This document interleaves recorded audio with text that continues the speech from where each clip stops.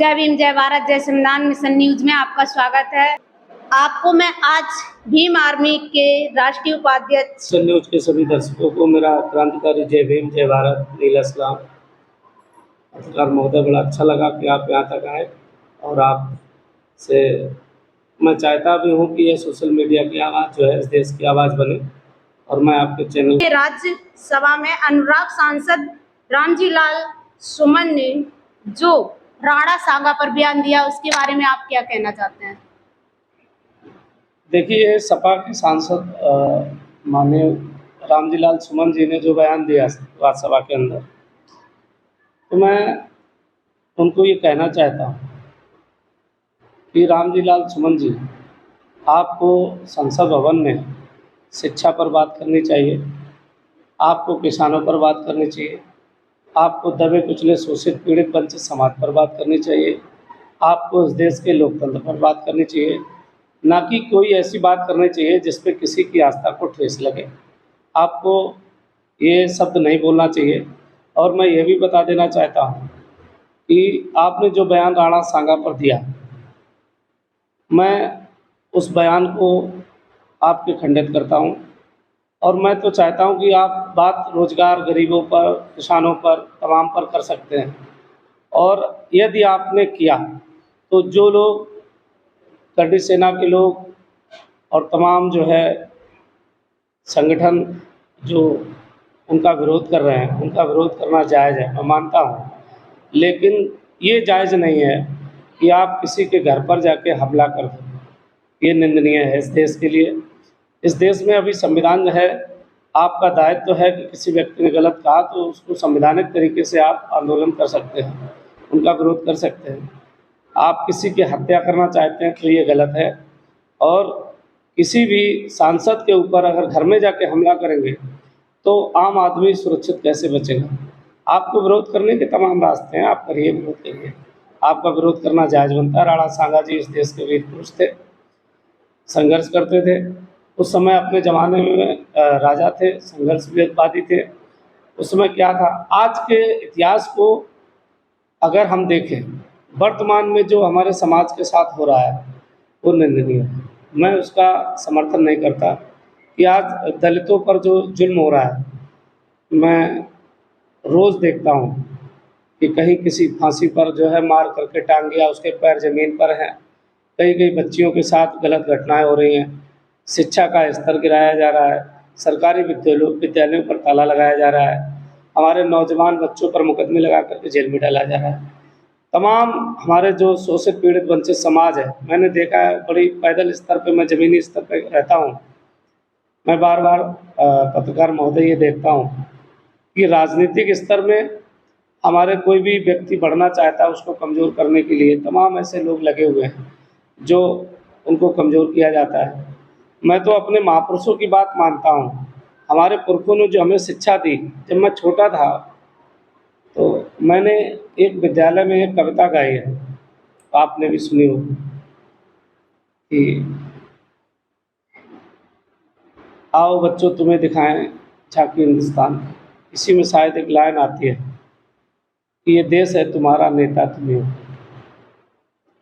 तो मैं ये पूछना चाहता हूँ कि जब मैं छोटा था तो मुझे ये बताया गया था कि ये देश है तुम्हारा, नेता तुम्ही हो कल के।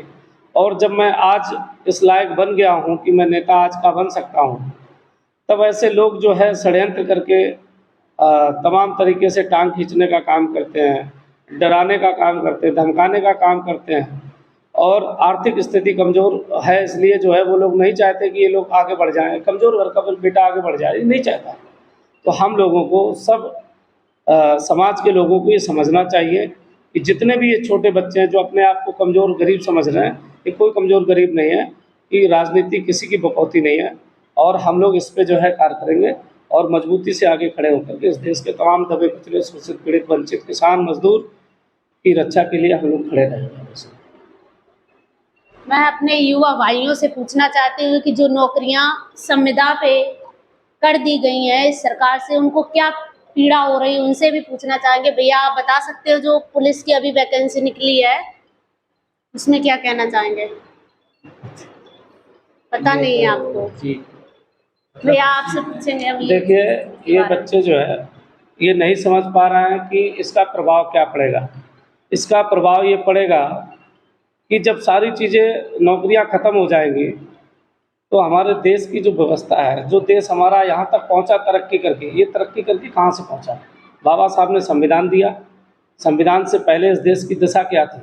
आज संविधान मिला, संविधान के बाद सबसे पहले खुशी इस समाज को ये मिली कि नौकरियाँ मिली, और जो नौकरियाँ मिली तभी समाज का उत्थान हुआ। नौकरी ना मिलती आज भी समाज गटर में पड़ा होता, आज भी दर-दर की ठोकरें खा रहा होता, ना ये घर होता, ना उसके पास ज़मीन होती, ना उसके पास शिक्षा होती। तो ये जो प्राइवेटाइज़ेशन कर दिया जाएगा, लोगों को कमज़ोर किया जाएगा, तो हमारी युवा पीढ़ी आगे कैसे बढ़ेगी? शिक्षा का स्तर कमज़ोर करके क्या जानना चाहते हैं? आज भी हमने देखा बच्चों की शादी होती है, तो सबसे पहले शिक्षा का स्तर पूछा जाता है। तो शिक्षा का स्तर बढ़ना चाहिए, प्राइवेटाइज़ेशन करने से हमारी नौकरी कमज़ोर होगी, हमारी पीढ़ियाँ गुलाम हो जाएगी। इन गुलामियों के लिए हम लोगों को शिक्षा के स्तर पे आगे बढ़ना चाहिए। पत्रकार महोदय, आपका धन्यवाद है। इस बात का आपने शिक्षा को लेकर हमसे प्रश्न पूछा कि शिक्षा वह शेरनी का दूध है, जो पिएगा वो दहाड़ेगा, ये बात सब दीवालों में लिखी हुई है। तो शिक्षा ही नहीं रहेगी तो फिर नौकरी कहाँ से माँगेगा? तो हम उन लोगों से कहना चाहते हैं जिनके कब्जे में आज देश है, ये हज़ारों साल तक दूसरे कब्जे में रहा, देश की दशा क्या रही? आज फिर जब संविधान ये कहता है कि आप शांति के साथ इस देश में अपनी आगे कदम बढ़ा सकते हैं। मैंने देखा है छोटे-छोटे चुनाव होते हैं, लोगों को खरीदा जाता है, धमकाया जाता है। बाबा साहब ने सबसे बड़ी जो बहुजन को ताकत दी, वो वोट की ताकत दी है। उस वोट की ताकत में इतनी ताकत है कि आप कोई भी अच्छा काम कर सकते हैं। वो कौन लोग हैं जो हमारा कॉलर पकड़ कर हमारा वोट ले जाते हैं? वो कौन लोग हैं जो हमारे समाज को खरीद कर फरोख्त करके वोट ले जाते हैं? हमारे लोगों को डरा दिया जाता है, कमज़ोर कर दिया जाता है। कितना इस देश के दलितों को, शोषितों को, पीड़ितों को, वंचितों को और तोड़ा जाएगा। अगर ऐसा इस देश के अंदर होगा, तो बाबा साहब के मानने वाले जो लोग हैं, वो सड़कों पर आकर के उसके खिलाफ आंदोलन करेंगे और शिक्षा को बचाया जाएगा। हर हालत में शिक्षा को बचाया जाएगा।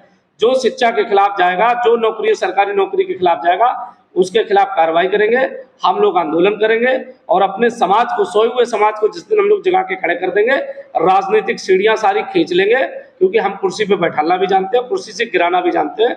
ये बहुजन समाज इतना कमज़ोर नहीं है, बस इसके पास इतना ज्ञान नहीं है कि आज मेरे साथ गलत कौन है और सही कौन है।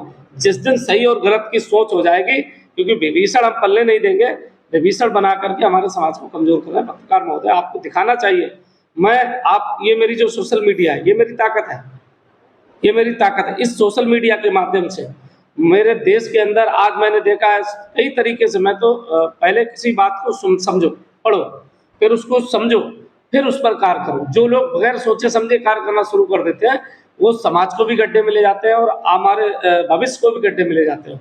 इसलिए कोई भी किताब में लिखी हुई बात को पहले पढ़ो, फिर समझो, फिर उस पर कार्य करो। मुझे एक छोटी सी बात याद थी, मानवर साहब कांशीराम की। उन्होंने एक किताब पढ़ी है, उन्होंने सरकारी नौकरी छोड़ी। बाबा साहब की एक पुस्तक पढ़ कर के उन्होंने 1 क्लास की नौकरी छोड़कर, घर छोड़कर और सारी व्यवस्थाएं छोड़कर उन्होंने इस देश के लिए कार्य किया कि आज बहुजन समाज के अंदर 3 तरह के लोग आए, 3 नेता इस देश में, और मैं बाकी किसी को नेता नहीं मानता। इस देश के अंदर मैं किसी को नेता नहीं मानता। प्रबल प्रताप सिंह आज़ाद सिर्फ 3 लोगों को नेता मानता है। पहले डॉक्टर बाबा साहब अम्बेडकर, जिन्होंने व्यवस्था परिवर्तन की लड़ाई लड़ी। दूसरे मानवर साहब कांशीराम, जिन्होंने राजनीतिक परिवर्तन की लड़ाई लड़ी। और तीसरी नेता बहन कुमारी मायावती जी, जिन्होंने सामाजिक परिवर्तन की लड़ाई लड़ी। इसके अलावा कोई भी मैं इस देश के अंदर किसी को नेता नहीं मानता, क्योंकि वास्तविक जो मानव बाबा साहब जब गए तो बाबा साहब ने जीते जी ये बात कही कि मेरे अनुयायियों, मैं जिस कारवा को इतनी मुसीबतों के साथ यहाँ तक लाया हूँ, अगर मेरे अनुयायियों इसको तुम आगे ना ले जा पाना तो इसको यहीं छोड़ देना, इसको पीछे मत जाना। ये बाबा साहब ने कहा।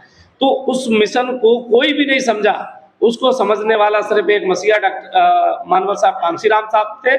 जब कांशीराम साहब ने इस मोमेंट को समझा और उसको मिशन चलाया, तब इस देश के बहुजन समाज के लोग राजनीति कर रहे हैं। इसके अलावा अगर उस मोमेंट को सही से किसी ने समझा तो वो बहन कुमारी मायावती जी हैं, उन्होंने समझा, उस पर कार्य कर रहे हैं। कौन उनकी टांग खींच रहा है, कौन कमजोर कर रहा है, वो अलग की बात है, क्योंकि वो अच्छा, एक सवाल मेरा है कि 14 अप्रैल को बाबा साहब की अम्बेडकर जी की जयंती है और 11 अप्रैल को राष्ट्रपिता ज्योतिबा फूले की, और 5 अप्रैल को अशोक सम्राट की जयंती है। इनमें इसके बारे में आप क्या जनता को प्रेरित करना चाहेंगे और क्या संदेश देना चाहेंगे? देखिए, तमाम संत गुरु महापुरुष जो हमारे इस देश के अंदर जन्मे, उनमें चक्रवर्ती सम्राट अशोक जो महान क्रांतिकारी हुए इस देश के अंदर, मैं उनको कोटि कोटि नमन करता हूं। और समस्त बहुजन समाज के लोगों से कह रहा हूं कि 5 अप्रैल को अगर सम्राट अशोक के वंशज होने का आप प्रमाण दे रहे हो, तो पूरे देश के बहुजन समाज के लोगों 5 तारीख से अपने गलियों को, अपने घरों को सजा लीजिएगा। और 5 तारीख के बाद हमारे शिक्षा के जनक महात्मा ज्योतिबा फूले जी की जयंती आ रही है, तो शिक्षा के लिए अपने घर में कम से कम 100 दिए जला करके ये प्रमाण दें कि शिक्षा की अलग अब रुकने वाली नहीं है। ये मैं सबको संदेश देता हूँ। और इसके बाद भारत के जो संविधान निर्माता हैं, नारी मुक्तिदाता हैं, द सिंबल ऑफ नॉलेज हैं, डॉक्टर बाबा साहब भीमराव अम्बेडकर जी की जयंती 14 अप्रैल को है। तो इस देश के लोगों को दिखा दीजिएगा कि बाबा साहब के बच्चे अभी इस देश के अंदर जिंदा हैं। हमारे महापुरुषों की पीड़ा, हमारे महापुरुषों का जो त्याग, वो अब दफन नहीं होने दिया जाएगा। हर घर में कम से कम 114 दिए जला करके देश के तमाम उन लोगों के मुंह पर ये तमाचा मारिए जो बाबा साहब को गाली देते हैं कि बाबा साहब ने इस देश के लिए क्या किया। बाबा साहब का कारवा अगर बढ़ाना चाहते हैं तो अपने हर घर पे, मेरा एक संदेश है, अगर कम से कम 114 दिए जलाएं और इसके अलावा हर गली हर मोहल्ले को सजाएं। बाबा साहब की जयंती पर अपने पोस्टर, अपनी होर्डिंगे पूरे देश में लगा करके बाबा साहब का प्रचार करें, महापुरुषों की विचारधारा को आगे बढ़ाएं, ताकि वो लोग जान जाएं कि इस देश के अंदर जो बहुजन समाज को बाबा साहब को कमज़ोर करना चाहते हैं। मैंने देखा है बाबा साहब की पीड़ा क्या है, मैंने देखा है बाबा साहब की उंगली तोड़ दी जाती, मैंने देखा है बाबा साहब की तस्वीरें तोड़ दी जाती हैं। तो बाबा साहब की तस्वीरें तोड़ने वालों से भी कह रहा हूँ कि आज अगर बाबा साहब के बच्चे जिस दिन जाग के खड़े हो गए तो ये तोड़ने वाले हाथ तोड़ दिए जाएंगे। बाबा साहब महापुरुषों की विचारधारा को हम लोग रुकने नहीं देंगे। ये नीला कफन डाल के हम लोग निकले हैं। सभी देशवासियों से कह रहा हूँ कि आप लोगों को मेरे इस सोशल मीडिया चैनल के माध्यम से आपको मेरा संदेश है कि 5 तारीख को पूरे भारत की गलियों में सजावट करो कि हमारे महापुरुषों की जयंती सम्राट अशोक और महात्मा ज्योतिबा फूले और इसके बाद डॉक्टर बाबा साहब अम्बेडकर की जयंती पर कोई भी गली, कोई भी मोहल्ला, कोई भी घर बहुजन समाज को अगर बाबा साहब की तस्वीर से प्यार करते हो, अगर ज्योतिबा फूले से शिक्षा से प्यार करते हो, अगर सम्राट अशोक के वंशज होने के नाते आप सम्राट अशोक से प्यार करते हो, तो इस देश के लोगों को मेरा यही कहना है कि ये ताकत दिखा दो। हर घर में 4 झंडे बाबा साहब के पंचशील का झंडा लहरा दो, ताकि इस देश के लोगों को पता चल जाए कि बाबा साहब ज्योतिबा फूले और सम्राट अशोक के वंशज, तथागत बुद्ध के वंशज इस देश के अंदर जिंदा है। अपने आप दुश्मन हार जाएगा। अगर दुश्मन को हराना चाहते हो तो 114 दिए 5 अप्रैल को, 114 दिए शिक्षा के ज्योतिबा फूले 11 अप्रैल को, और इसके बाद 14 अप्रैल को दिखा दीजिएगा ये ताकत की बहुजन समाज के लोग जिंदा है, जिंदा होने का प्रमाण दीजिए, नहीं तो लोग तुम्हें मुर्दा समझते हैं। जय भीम, जय भारत। इसी के साथ मैं अपना वीडियो समाप्त करती हूँ। जय भीम, जय भारत, जय संविधान, जय विज्ञान।